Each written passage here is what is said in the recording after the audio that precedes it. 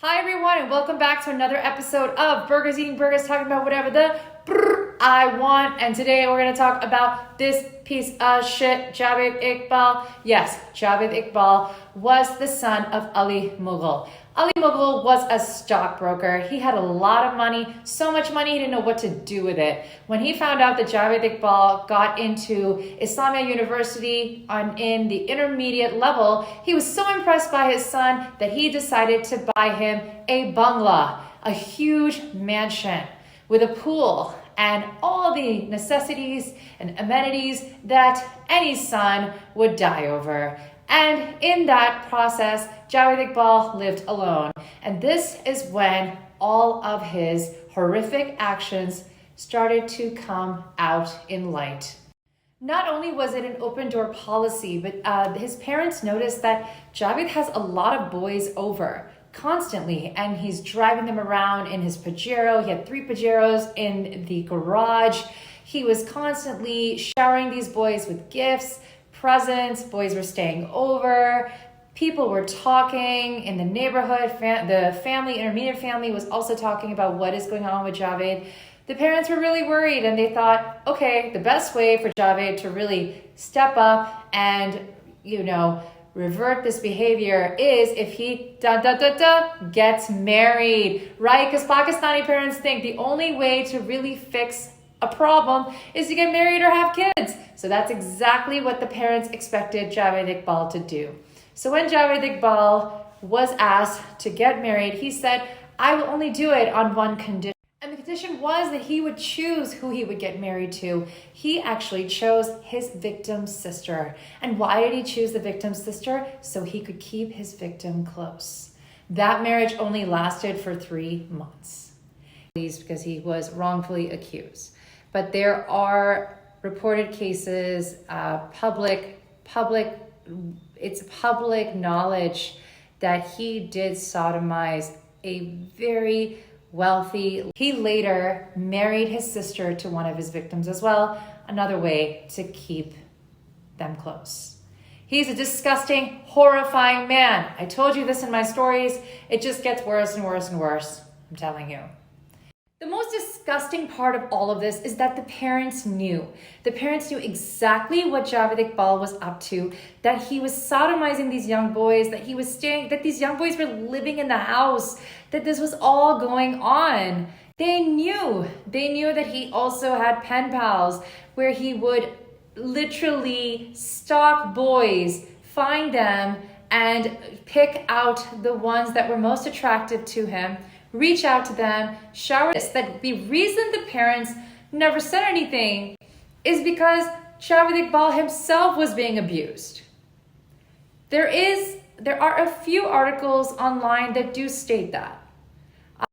So with all the money that Javed Iqbal was given from his father, which was 3 million rupees, Javed Iqbal was flourishing with his mansion and his businesses. He had a steel business that his father had given him. And one of the boys that he had sodomized, the family of those boys beat up Javed Iqbal horribly. When they beat Javed Iqbal up horribly, Javed Iqbal had to pay for the hospital expenses. He had many businesses at the time. He had an arcade, he had a gym, he had a school, and he had an aquarium. Now, the school nobody wanted to go to because nobody wanted to send their kids to a school where there was an actual pedophile trying to rape their children. So the school didn't do well in local shops. Everywhere people knew in the village, and it was the reason he was ostracized from his village and his family. So the only way to pay for those bills was to sell his properties, which was the house, the mansion that he had with the pool, the school, the gym, the aquarium. So he had planned his plotting, and he lured these boys to join him and to stay in his slum flat, which was in Ravi. Javed Iqbal also also gave the Jung newspaper his diary.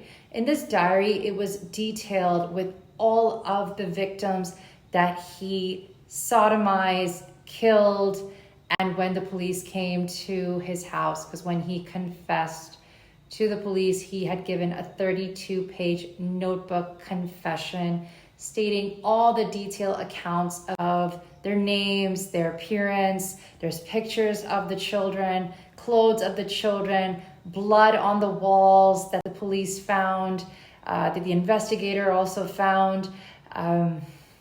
Just heartbreaking. When the families went to go and identify their children, all they found were clothes. That was the only way to identify the bodies.